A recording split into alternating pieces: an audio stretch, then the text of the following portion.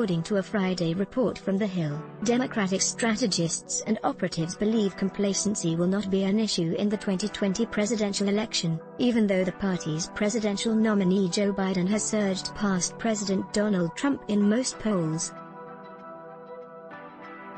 Democratic donor and member of the Democratic National Committee, Robert Zimmerman, suggested that Democrats are not being overconfident.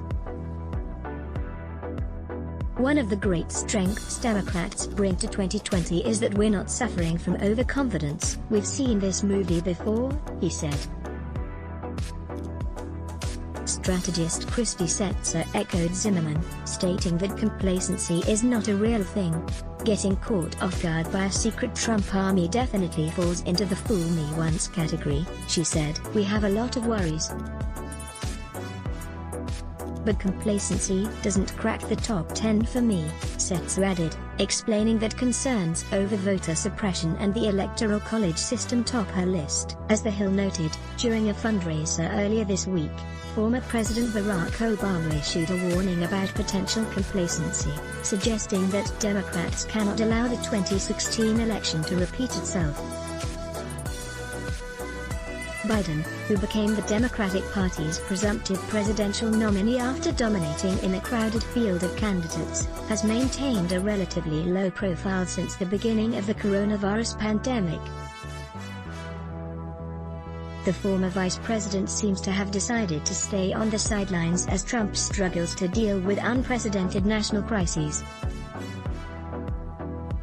The strategy has worked, since most polls suggest that Biden is beating Trump nationwide and in key swing states. According to Democratic strategist Joel Payne, Biden's approach has been effective because the November election will be a referendum on Trump. It's the do no harm strategy. He needs to do no harm and present this as a referendum, a binary choice between himself and Trump, and that's what they've done. It's fine for right now, but they have to be able to make the closing case, Payne said.